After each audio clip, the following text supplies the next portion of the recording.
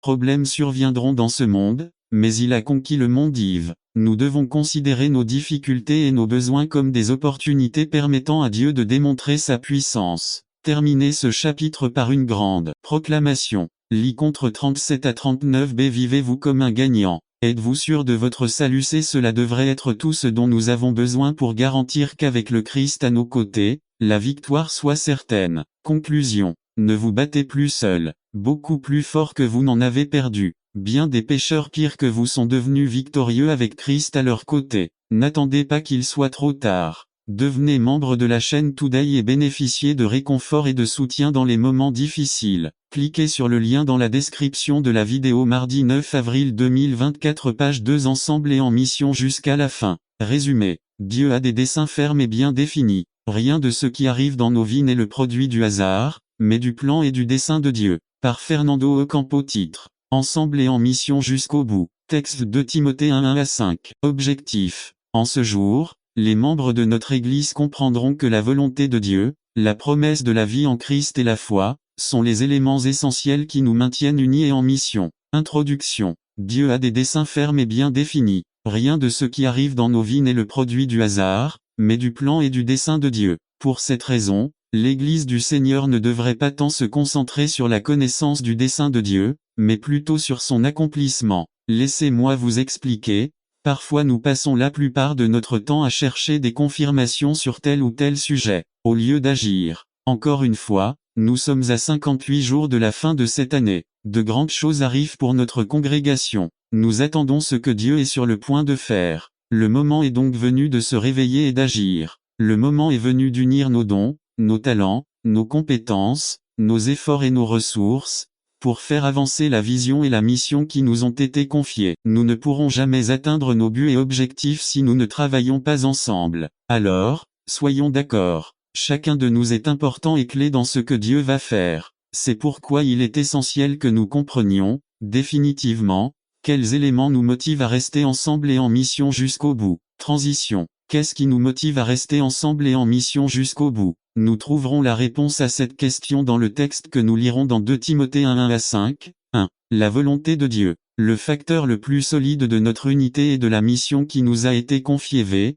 1. Paul, apôtre du Christ Jésus par la volonté de Dieu. LSG. Oui, nous revenons encore à travers le thème incontournable de la volonté de Dieu. Mais ma bien-aimée, nous ne pouvons pas ouvrir la parole de Dieu sans échapper à sa volonté. Chaque mot, chaque verset, chaque chapitre et chaque livre sacré contient dans ses archives la volonté du Créateur. La volonté de Dieu est l'assurance et la crédibilité que nous sommes dans le royaume, non pas par notre propre choix, mais par la volonté de Dieu. C'est ce que dit la Bible dans Jacques 1, 18. De sa propre volonté, il nous a fait naître par la parole de vérité. N'attendez pas qu'il soit trop tard. Devenez membre de la chaîne Today et bénéficiez de réconfort et de soutien dans les moments difficiles. Cliquez sur le lien dans la description de la vidéo. Mardi 9 avril 2024, page 1. Nous sommes là où nous sommes par la volonté de Dieu. Nous sommes ce que nous sommes aujourd'hui par la volonté de Dieu. Par conséquent, rien, si ce n'est la puissante conviction que, par la volonté de Dieu pour nos vies, ne peut faire de chacun de nous les ministres d'une nouvelle alliance, des hommes et des femmes consacrés et voués au service de Dieu,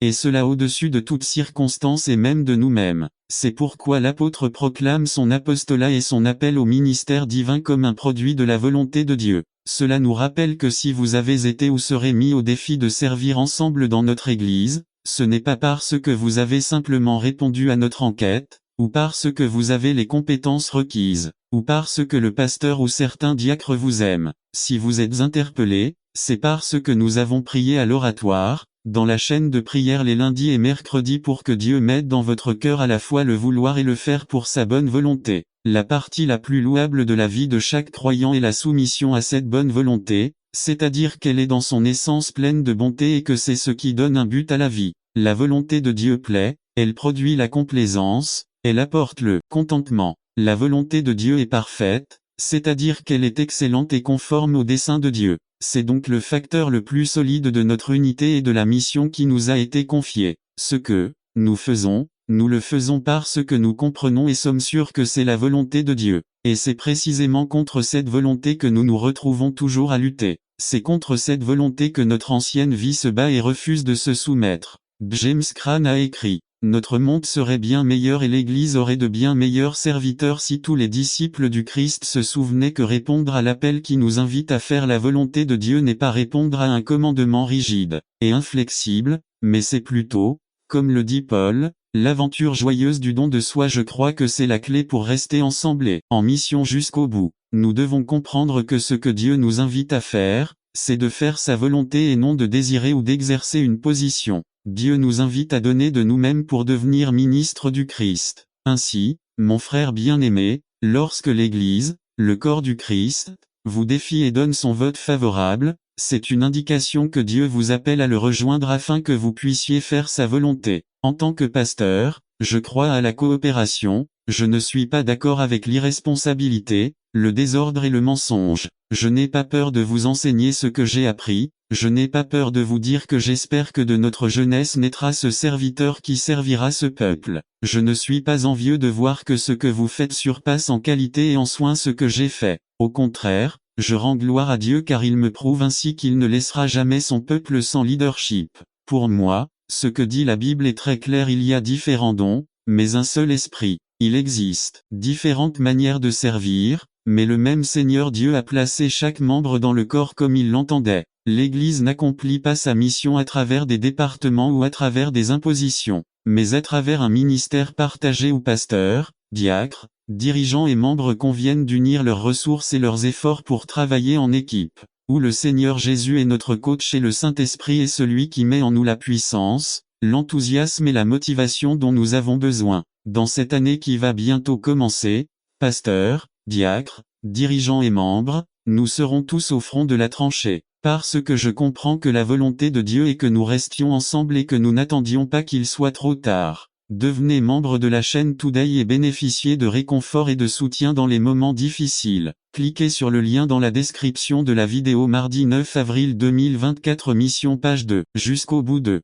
la promesse de vie en Christ. La preuve qui donne de l'authenticité à notre témoignage v. 1b2 selon la promesse de vie que nous avons en Jésus-Christ. Que Dieu le Père et le Christ Jésus notre Seigneur vous accordent grâce, miséricorde et paix. LSG. Si la volonté de Dieu est le facteur le plus solide de notre unité et de la mission qui nous a été confiée, la promesse de la vie en Christ est le test surnaturel de notre ministère. C'est de cette promesse que découle notre mission. Nous accomplirons la grande commission par l'engagement, l'obéissance et la foi mise en action. Qu'est-ce qui nous pousse à investir dans le royaume? La promesse de la vie en Christ. Qu'est-ce qui nous pousse à investir notre vie dans le royaume? La promesse de la vie en Christ. Nous ne nous décourageons donc pas. Au contraire, même si extérieurement nous dépérissons, intérieurement nous nous renouvelons de jour en jour. 2 Cor 4:16. Au moment d'écrire cette lettre, probablement entre 65 et 68 après JC, l'apôtre était prisonnier à Rome. Nous savons tout que dans une prison,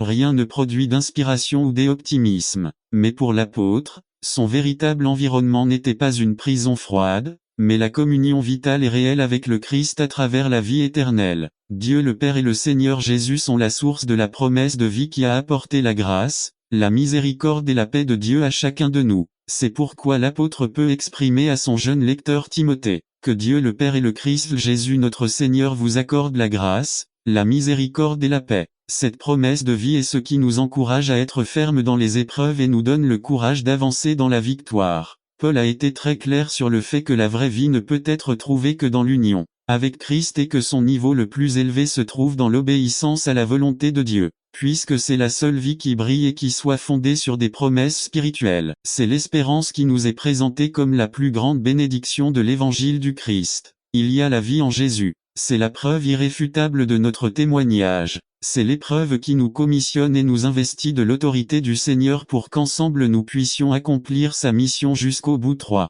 La foi. Le lien qui unit les missionnaires de la croix v3 à 5. Comme je me souviens de toi jour et nuit dans mes prières, je rends toujours grâce à Dieu, que je sers en toute conscience comme ils l'ont fait pour mes ancêtres, et quand je me souviens de tes larmes, j'ai hâte de te voir pour me remplir de joie. Je me souviens de votre foi sincère, qui a d'abord encouragé votre grand-mère Loi et votre mère Eunice, et qui vous encourage maintenant. Je suis convaincu de ça. LSG. Durant nos 4 années en Colombie, une de nos sœurs s'est occupée de nous tenir au courant de ce qui se passait au Bethel grâce aux bulletins dominicaux qu'elle nous envoyait. Les frères ont également apporté leur contribution à travers des notes, des cartes, des photos, des appels, etc.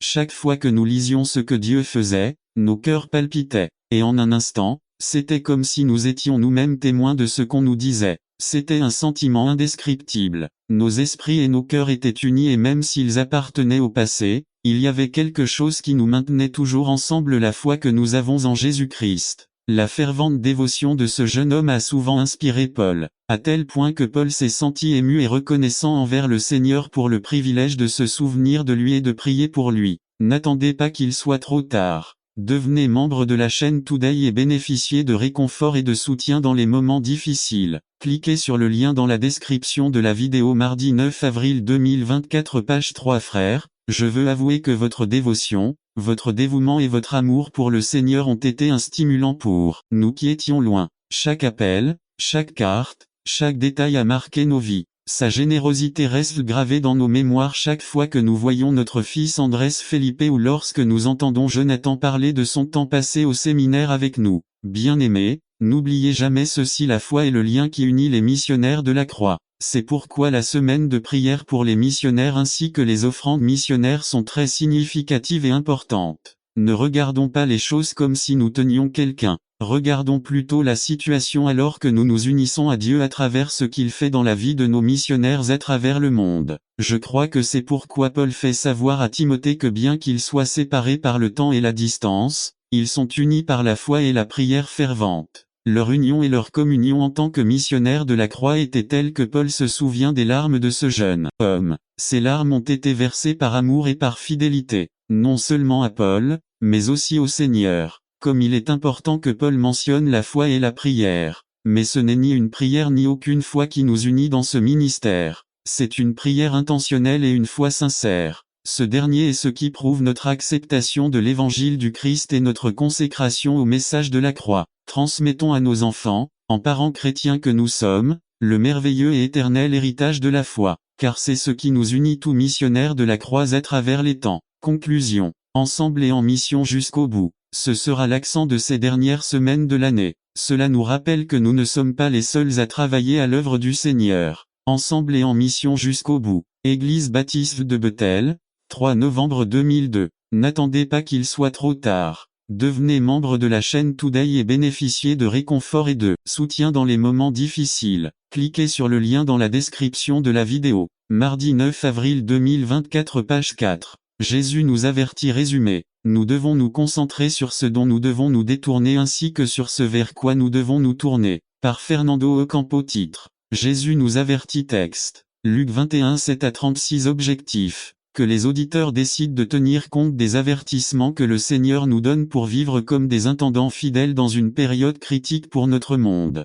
Introduction. Cela fait plus de 2000 ans depuis que le Seigneur est monté en promettant qu'un jour il reviendrait pour nous. Un jour, alors qu'il se promenait dans le temple avec ses disciples et les voyant impressionnés par son architecture, il leur annonça les événements qui précéderaient son glorieux retour. C'est le contexte dans lequel notre passage s'inscrit. Cependant, le sujet central d'aujourd'hui ne portera pas sur le retour du Seigneur, mais nous nous concentrerons sur ce dont nous devons nous détourner ainsi que sur ce vers quoi nous devons nous tourner. Transition. Au milieu de son exposé eschatologique, le Seigneur Jésus donne 3 avertissements à ses disciples, qui nous aideront aujourd'hui à réfléchir sur notre responsabilité de croyants et d'intendants au milieu d'un monde qui traverse des difficultés. 1. Le Seigneur Jésus nous met en garde contre la tromperie religieuse. V8. Soyez prudents. Ne vous laissez pas tromper. Nous vivons à une époque qui n'est pas très différente des premières années du christianisme. Notre époque, comme celle du Seigneur Jésus, est caractérisée par une variété de sectes religieuses.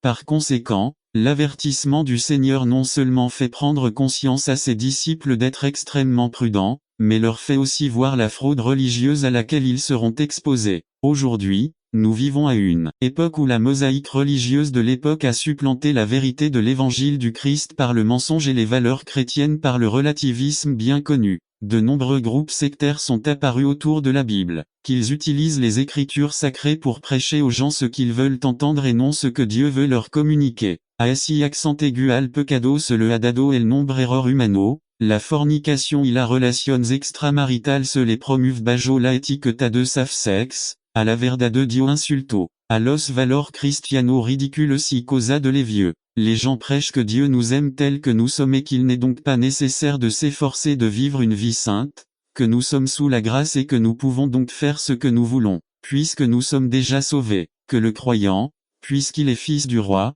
doit vivre selon le modèle d'un fils et d'une fille du roi, ce qui a conduit de nombreuses personnes à contracter des dettes qu'elles ne peuvent même plus payer. Ma bien-aimée, ce n'est ni plus ni moins que la plus grande fraude religieuse jamais vue. N'attendez pas qu'il soit trop tard. Devenez membre de la chaîne Today et bénéficiez de réconfort et de soutien dans les moments difficiles. Cliquez sur le lien dans la description de la vidéo. Mardi 9 avril 2024 page 1 l'histoire. D'où l'avertissement du Seigneur. Faites attention, ne vous laissez pas tromper, il est de notre responsabilité, en tant qu'intendant, de sonder les Écritures et d'être prêt à donner une raison pour notre foi. Nous devons filtrer tous les types d'enseignements et de doctrines à travers la Bible, et cela ne peut être réalisé qu'en écoutant, en lisant, en étudiant, en mémorisant, en méditant et en appliquant la parole de Dieu. D'où l'importance de l'école du dimanche et du discipulat dans l'Église. L'avertissement du Seigneur implique également que nous devons rester fermes et fidèles au Seigneur. Lorsque nous hésitons dans ce que nous croyons, nous sommes exposés à la tromperie et à la subtilité du diable, tout comme cela s'est produit dans le jardin d'Éden.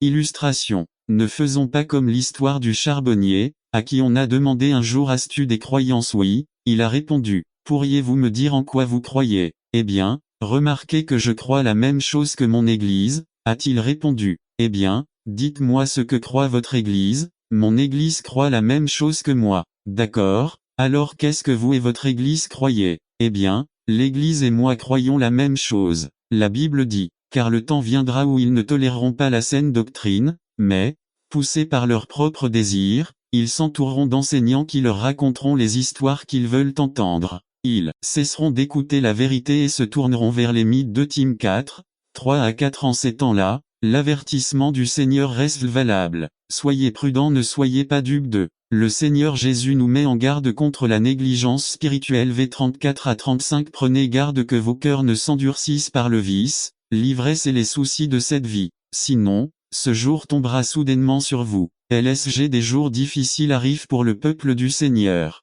Dans un monde si matérialiste et indifférent à Dieu, nous devons vivre comme jamais auparavant la foi que le Seigneur nous a donnée. Sinon, comment pourrions-nous être sel et lumière dans ce monde sans saveur et plongé dans les ténèbres? L'avertissement du Seigneur devient plus profond puisqu'il s'adresse désormais à notre être intérieur. Il est intéressant de noter que la première chose que le Seigneur Jésus mentionne dans ce deuxième avertissement est le cœur. Mes bien-aimés, nous devons garder nos cœurs purs. Nous ne devrions pas nous contaminer avec les choses que le monde promeut. Cela ne signifie pas que nous devons nous isoler, cela signifie plutôt que nos cœurs doivent être réservés uniquement à chérir ce qui est vrai et éternel. Le Seigneur Jésus lui-même a recommandé, car là où est ton trésor, là aussi sera ton cœur. Mt 6 21. Lorsque nous perdons la perspective de la vie éternelle, nous perdons notre concentration et entrons dans un refroidissement spirituel, et en conséquence, peu à peu, nos cœurs laissent de côté la parole de Dieu, et nous le remplaçons par les soucis de ce monde. Et puis,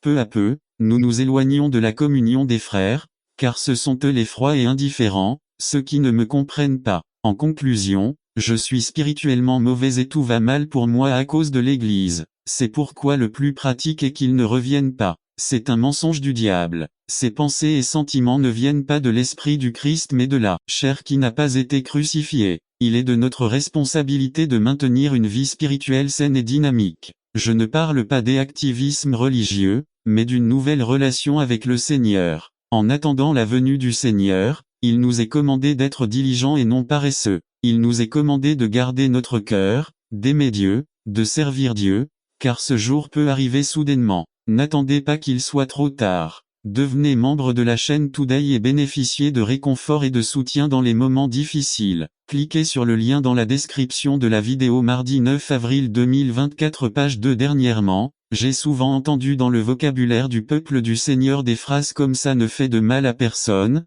laissons les jeunes tranquilles. Cela fait partie de leur vie de jeunes, nous n'avons pas pour leur mettre n'importe quelle pression, ou cette fameuse excuse ce n'est pas un péché de danser ou de boire un verre. Ce n'est ni plus ni moins que des mensonges du diable, terrible gestion, et une vie spirituelle irresponsable et négligente. Celui qui prétend que s'enivrer n'est pas un péché, c'est parce qu'il en est pleinement conscient. Et donc, c'est un péché. Nous négligeons la vérité biblique qui dit « Faites tout pour la gloire de Dieu » 1 Cor 10:31. Et ailleurs nous lisons « Celui qui sait faire le bien et ne le fait pas, c'est un péché » Jacques 4:17.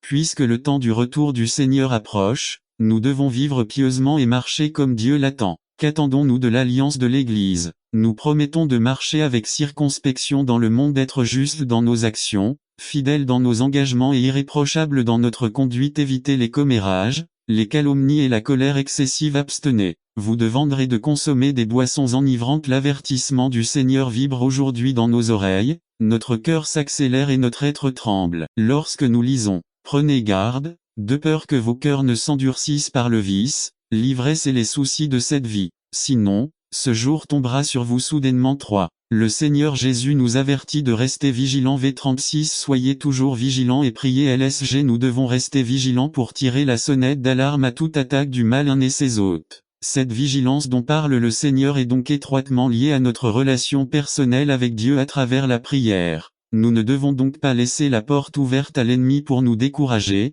nous diviser, nous créer des conflits. Au contraire, comme le dit l'Alliance de l'Église, prenons soin les uns des autres dans un amour fraternel. Souvenons-nous les uns des autres dans la prière et aidons-nous les uns les autres dans les maladies et les malheurs. Soyons lents à nous offenser et soyons toujours prêts à nous réconcilier. Mais l'avertissement s'étend aussi à être attentifs à ce qui se passe autour de nous. De cette façon, nous pouvons prier plus intensément et intentionnellement pour notre monde. Il faut veiller pour être vigilant et ainsi éviter la tentation. L'intendant du Seigneur est conscient de ce que son Seigneur est sur le point de faire. Il est prêt à obéir aux ordres et à se conformer à la volonté du Seigneur. Cette perspective change totalement la façon dont nous devrions prier. Ne prions pas pour que le Seigneur revienne bientôt, mais prions plutôt pour qu'à son arrivée, nous puissions proclamer son nom avec audace et la puissance du Saint-Esprit. Nous devons être attentifs pour voir où Dieu travaille et ainsi le rejoindre. Nous devons être vigilants pour pouvoir contempler les merveilles de Dieu dans notre Église.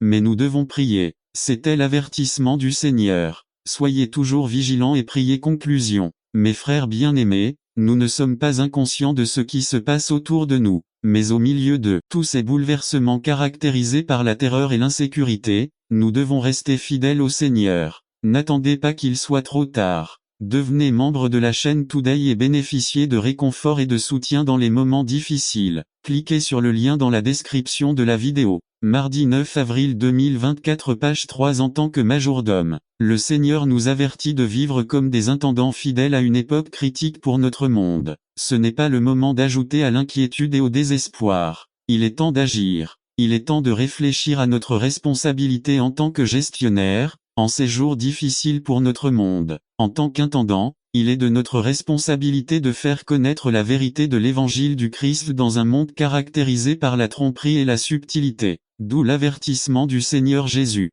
Soyez prudents, ne vous laissez pas tromper. En tant qu'intendant, il est de notre responsabilité d'être diligents dans notre vie spirituelle. Nous ne pouvons jamais prétendre tout savoir, puisque nous pouvons tomber dans le péché dont on nous avertit. Prenez garde que vos cœurs ne s'endurcissent par le vice, l'ivresse et les soucis de cette vie. Sinon, ce jour vous tombera dessus d'un coup. Enfin, en tant qu'intendant, il est de notre responsabilité de rester vigilant. Eh bien, la vigilance dont parle le Seigneur est étroitement liée à notre relation personnelle avec Dieu à travers la prière. Soyez toujours vigilants et priez. Église Baptiste Bethel, 20 octobre 2002. N'attendez pas qu'il soit trop tard. Devenez membre de la chaîne Today et bénéficiez de réconfort et de soutien dans les moments difficiles. Cliquez sur le lien dans la description de la vidéo. Mardi 9 avril 2024, page 4. Gardez nos yeux sur Jésus. Résumé. L'importance de garder nos yeux sur Jésus et ce qui se passe lorsque nous ne le faisons pas. Par Greg Waddell. Regardant Jésus.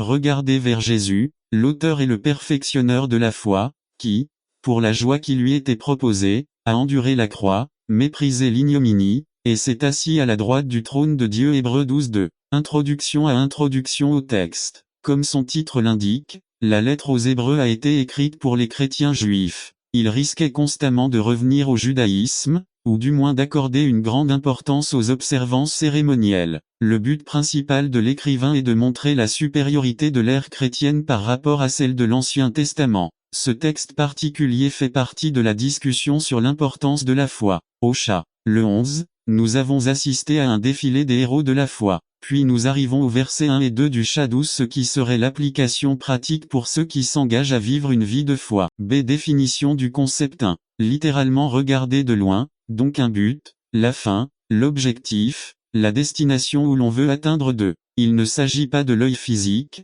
mais de l'œil intérieur du cœur. Le centre de nos pensées. 3. Cela fait également référence aux priorités de chacun. Qu'est-ce qui est le plus important? Qu'est-ce qui reçoit le plus d'attention et de préoccupation? 4. Cela fait référence à la motivation. Qu'est-ce qui nous pousse à faire ce que nous faisons? C'est transition 1. Je vous encourage, frères, à regarder constamment Jésus. 2. Il y a au moins 4 raisons pour lesquelles nous devrions poser nos yeux sur Jésus. A. Jésus est le seul guide fidèle. B. Ceux qui ont persévéré dans le passé l'ont fait en se tournant vers Jésus. N'attendez pas qu'il soit trop tard. Devenez membre de la chaîne Today et bénéficiez de réconfort et de soutien dans les moments difficiles. Cliquez sur le lien dans la description de la vidéo. 9 mars, avril 2024. Page 1. C'est quand nous arrêtons de regarder Jésus, nous commençons à nous détruire les uns les autres. Dès ceux qui regardent vers Jésus atteindront le but. Jésus est le seul guide fidèle. Si nous perdons de vue Jésus, nous n'atteindrons pas la destination où nous voulons aller. Nous finirons encore une fois par nous perdre,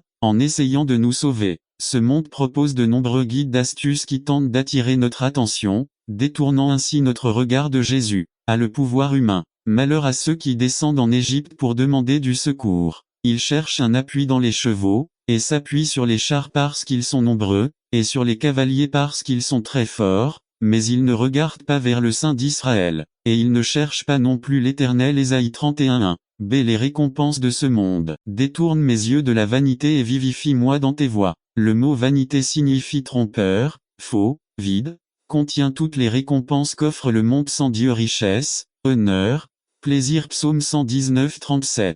C'est les vieux vices. Mais Jésus lui dit, celui qui regarde en arrière après avoir mis la main à la charrue n'est pas propre au royaume de Dieu. Luc 9:62. Pourquoi n'est-il pas adapté? Parce qu'il n'est pas vraiment convaincu. Il soupire et réfléchit à ce quoi il a dû renoncer. Dès parfois, la religion elle-même peut être un frein. Et tandis que certains parlaient du temple, comment il était orné de belles pierres et d'ex-voto, Jésus dit: si quant à ces choses que vous regardez, des jours viendront où il ne restera pas pierre sur pierre, cela ne sera pas renversé. Luc 21:5-6. Les Juifs avaient les yeux fixés sur les bâtiments, les briques, les temples, les terres, et les rites, cérémonies, coutumes de leur religion. L'homme, vous voyez les choses selon leur apparence extérieure. 2 Cor 17a. L'apôtre Paul n'était pas très beau, il avait une faiblesse physique, sa voix n'était probablement pas très puissante et il était peut-être de petite taille. Les Corinthiens jugeaient Paul sur la base de son apparence et ils le méprisèrent.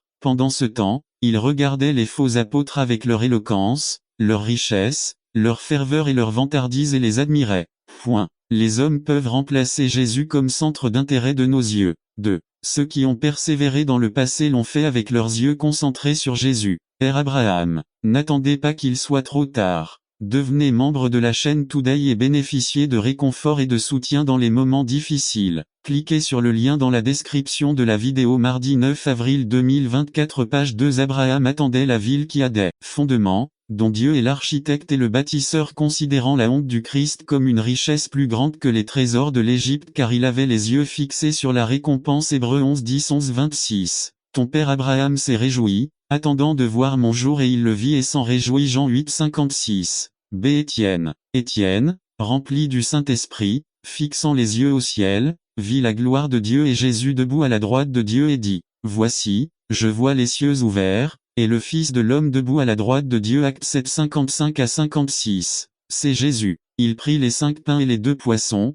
et levant les yeux au ciel, il bénit la nourriture. Matthieu 14:19. Et ils lui amenèrent un sourd qui parlait avec difficulté, et ils le prièrent de lui imposer les mains. 33. Alors Jésus, le prenant à part de la foule, seul, lui mit les doigts dans les oreilles, et, crachant, lui toucha la langue avec la salive. 34. Et levant les yeux au ciel, il soupira profondément et lui dit, Ephata, c'est-à-dire ouvre. 7 mars, 1932-34. Quand nous arrêtons de regarder Jésus, nous commençons à vous détruire les autres.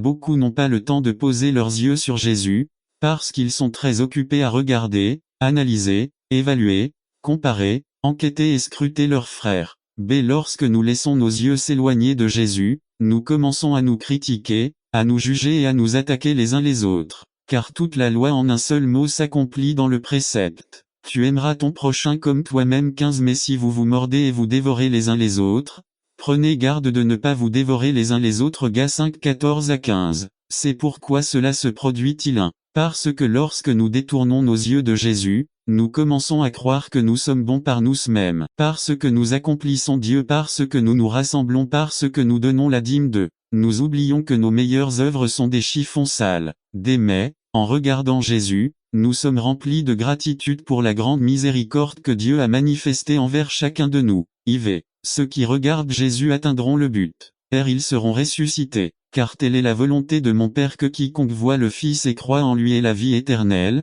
et je n'attends pas qu'il soit trop tard. Devenez membre de la chaîne Today et bénéficiez de réconfort et de soutien dans les moments difficiles. Cliquez sur le lien dans la description de la vidéo. Mardi 9 avril 2024 page 3 Je le ressusciterai le dernier jour Jean 6 40.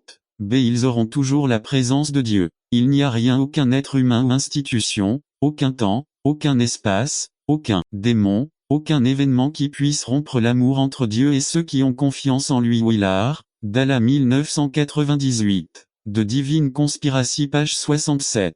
Ils auront la force de persévérer. Un documentaire télévisé porté sur le léopard chasseur qui vit dans les plaines d'Afrique centrale. Cet animal survit en poursuivant ses victimes avec une grande énergie, courant jusqu'à 113 km/h. Mais ce bel animal a un problème, il se fatigue vite. Au sein de son corps long et agile, il possède un cœur disproportionnellement petit, ce qui ne lui permet pas de maintenir cette vitesse longtemps. À moins que le léopard n'attrape sa victime dès le premier sursaut d'énergie, il est contraint d'abandonner la chasse. Parfois, nous, chrétiens, ressemblons à ce léopard chasseur. Au début, nous répondons à l'appel de Dieu avec une énergie explosive, mais nous ne pouvons pas la maintenir longtemps et bientôt nous échouons et disparaissons. Nous promettons de travailler plus dur et de courir plus vite, alors que ce dont nous avons besoin n'est pas plus de vitesse mais de persévérance. Nous avons besoin d'un cœur plus grand. Beaucoup de mouvements, de bruit et d'émotions ne servent à rien si nous ne donnons pas notre cœur au Seigneur, si nous ne mettons pas nos yeux sur Jésus. Conclusion à tout le monde a des moments où vient la tentation de détourner le regard. Certains lorsqu'ils traversent des problèmes, d'autres quand tout va bien. Dans mon cas, cela arrive lorsque je me sens déçu, quand les choses ne se passent pas comme je l'espérais. Je cherche la solution en moi-même et non en Jésus. Cela arrive aussi lorsque je me sens très pressé, opprimé par les tâches quotidiennes, trop occupé pour prendre le temps nécessaire pour véritablement contempler Jésus. B4 étapes pratiques 1. Si vous faites partie de ces personnes qui ont passé trop de temps à contempler les autres, au lieu de regarder Jésus, demandez pardon à Dieu et engagez-vous à changer Devenez membre d'une cellule de frères qui vous aideront à regarder Jésus. 3. Observez quotidiennement un moment où Jésus a toute votre attention. 4. Dans tout ce que vous faites, demandez toujours, que ferait Jésus? Fixons nos yeux sur Jésus, l'auteur et le consommateur de la foi, le médiateur unique et suffisant entre Dieu et les hommes. Timothée 2:5. Le seul chemin vers le salut. Jean 14:6. Le seul homme qui est aussi Dieu éternel. Tite 2:13. Le seul juge qui possède les clés de la vie et de la mort. Apocalypse 1:17 à 18. N'attendez pas qu'il soit trop tard. Devenez membre de la chaîne Today et bénéficiez de réconfort et de soutien dans les moments difficiles. Cliquez sur le lien dans la description de la vidéo.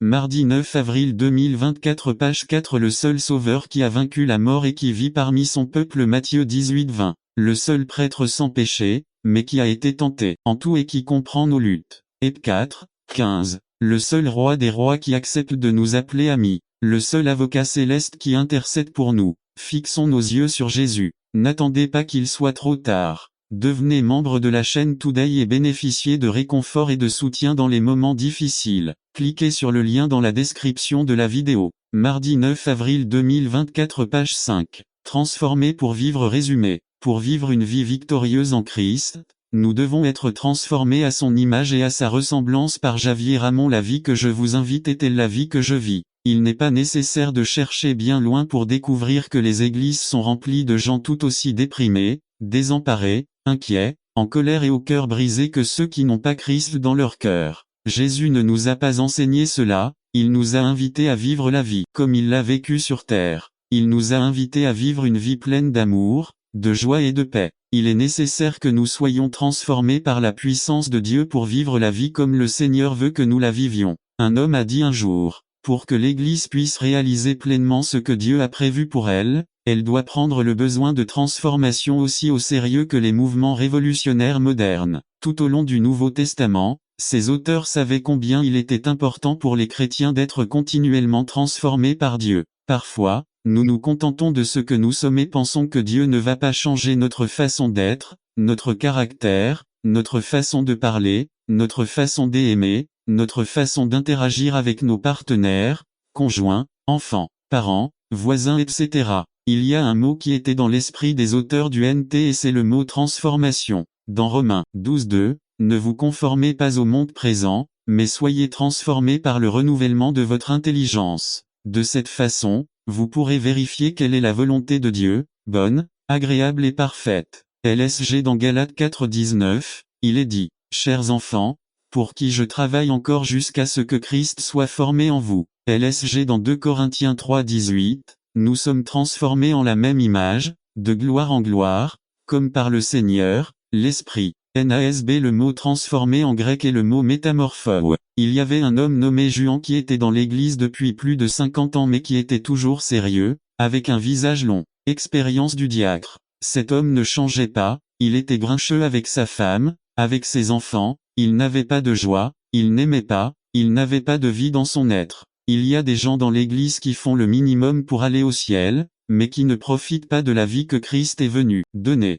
La transformation de nos vies en tant que chrétiens doit être visible et tangible pour les autres. Dans l'église, nous attendons des gens qui sont chrétiens depuis des années qu'ils fassent ce qui leur est demandé, qu'ils assistent régulièrement aux offices, qu'ils acceptent la doctrine enseignée, qu'ils connaissent les versets de la Bible, qu'ils évitent certains péchés, qu'ils paient la dîme, qu'ils fassent le travail qui leur est demandé eux. Or, il y a quelque chose que nous n'attendons pas de ces gens, de ces frères, c'est que jour après jour, semaine après semaine, mois après mois, le Christ se forme en eux. Nous arrivons à un point en tant que croyants où nous nous conformons, nous nous habituons à être ce que nous sommes et nous n'allons plus changer. Nous disons je suis comme ça. Nous ne nous attendons pas à ce que progressivement la parole de Dieu fasse de nous une personne aimante, compréhensive, miséricordieuse, communicative, joyeuse et compatissante. Les gens ne s'attendent pas à une transformation dans leur vie. Il y a deux choses qui se produisent lorsque nous ne nous attendons pas à des changements, à des transformations dans nos vies. 1. Abandonner. Lorsque les gens ne voient pas de changement dans leur vie au fil du temps, ils deviennent frustrés et abandonnent. Lettre écrite par un dirigeant d'église publiée dans un magazine national alors qu'il avait 50 ans. N'attendez pas qu'il soit trop tard. Devenez membre de la chaîne Today et bénéficiez de réconfort et de soutien dans les moments difficiles. Cliquez sur le lien dans la description de la vidéo. Mardi 9 avril 2024 page 1. 50 ans. Une hypothèse en particulier m'a hanté tout au long de ma vie de chrétien, l'hypothèse d'une vie changée. On m'a appris que si j'étais chrétien, les gens verraient une différence marquée dans ma vie. On m'a appris que plus j'étais proche de Dieu, plus je serais spirituel et plus cette différence serait grande et visible. J'ai toujours cru qu'il existait un signe visible de la réalité invisible de la conversion. Je croyais que le christianisme avait changé à l'extérieur, pas seulement à l'intérieur. Je n'y crois plus. Cet homme disait qu'il ne voyait aucun changement chez les autres chrétiens, ni dans sa vie non plus. Je crois de tout mon cœur ce que dit la Bible dans 2 Corinthiens 5:17. Si quelqu'un est en Christ, il est une nouvelle création, les choses anciennes sont passées, voici, ils sont tout renouvelés. Je crois qu'il n'y a pas de plus grand miracle que de voir une personne transformée par Dieu, une personne pleine de joie, de paix, de douceur, etc. Mais si les gens ne le voient pas, ils abandonnent de fausses transformations, pseudo-transformations. Lorsque les croyants ne subissent pas de changement dans leur vie, ils subissent ce qu'on appelle une pseudo-transformation. James Dunn a écrit un commentaire sur le livre des Romains. Il a remarqué que la plupart des écrits des rabbins à l'époque de Paul concernaient 3 choses. 1. La circoncision. 2. Les lois sur l'alimentation. 3. L'observance du sabbat. Cet homme parle de ce que les sociologues appellent des marqueurs d'identité ou des limites. Les sociologues affirment que tous les groupes ont tendance à être plus ou moins exclusifs. Tous les groupes veulent savoir qui fait partie du groupe et qui est en dehors du groupe. Des bornes sont donc établies pour déterminer qui est dedans et qui est dehors. La pose de bornes est une pratique très visible et relativement superficielle au sein du groupe. Cela peut être du vocabulaire, la façon dont vous vous habillez, des choses qui sont faites, des choses qui ne sont pas faites, etc. Exemple juifs orthodoxes égale à vêtus de noir, avec des tresses, ne mange pas de viande, jupe longue, cheveux longs, pas de maquillage égale à pentecôtiste. Pourquoi la plupart des écrits du 1er siècle concernant la circoncision, les lois sur les régimes alimentaires et le respect de la loi sabbat,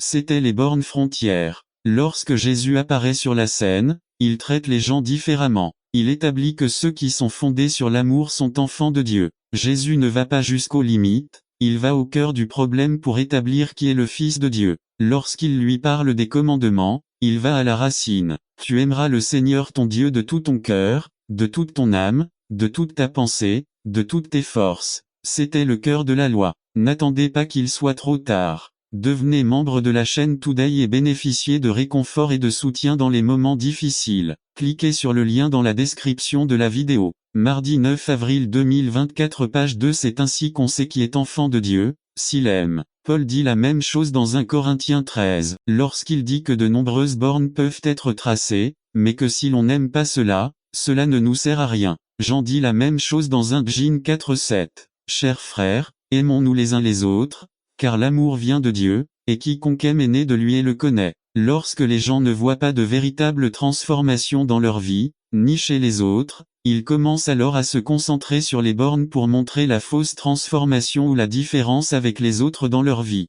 Expérience d'un frère qui dit à un pasteur qu'il a une église mondaine. Le pasteur lui demande, « Qu'entendez-vous par mondain ? » Eh bien, vous utilisez la musique du monde, vous dit le frère, vous faites des drames dans l'église, et c'est le monde qui fait les drames. Alors, quelle est la différence entre vous et le monde ? Tout le monde sait que les chrétiens devraient être différents en aimant davantage, en étant plus joyeux et en étant plus compatissants. Et tout le monde sait que ce n'est pas le cas, alors ne devons-nous pas faire quelque chose pour être différents ? En d'autres termes, si nous ne pouvons pas être saints, alors nous devons agir comme des fous. C'est exactement ce que les pharisiens ont fait avec le peuple. C'est pourquoi nombreux sont ceux qui ne veulent rien savoir de l'évangile, parce que les dirigeants ont imposé des fardeaux aux autres, alors qu'ils ne les portent pas eux-mêmes. Parce qu'ils ne se laissent pas véritablement transformer, ils utilisent des bornes pour manipuler les autres. Jésus nous a donné la vie transformatrice pour que l'image du Christ devienne plus réelle et plus visible aux yeux de ceux qui ne croient pas. Le changement doit venir de l'intérieur. Éphésiens 4:12-13,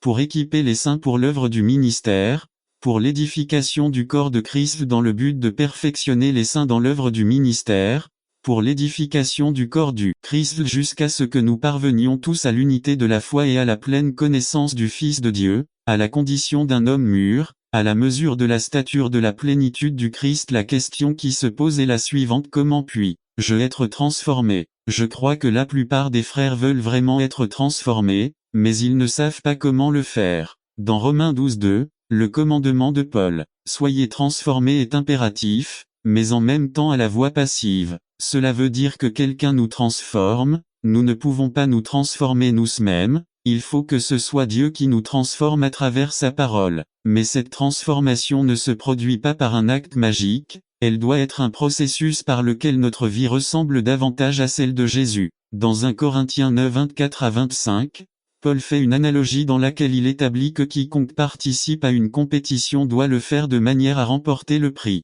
Les athlètes s'entraînent pour gagner. Il y a une différence entre s'entraîner pour réaliser quelque chose et essayer de faire quelque chose. Combien, dès leur réveil demain, peuvent courir un marathon? Combien, dès leur réveil demain, peuvent courir un marathon s'ils essaient de toute leur force? N'attendez pas qu'il soit trop tard. Devenez membre de la chaîne Today et bénéficiez de réconfort et de soutien dans les moments difficiles. Cliquez sur le lien dans la description de la vidéo. Mardi 9 avril 2024 page 3. Je sais que certains d'entre nous pourraient éventuellement courir un marathon et atteindre la ligne d'arrivée. Que faudrait-il pour le faire? Entraîner. Que signifie s'entraîner? Impliquez-vous dans des activités qui vous permettront de faire des choses que vous ne pourriez pas faire vous-même. Si nous voulons être transformés par Dieu, nous devons nous impliquer dans les choses qui nous permettront d'être transformés. Les êtres humains, par nature, surestiment le pouvoir du traitement et sous-estiment le pouvoir de la formation. Nous voulons réaliser beaucoup de choses en Dieu,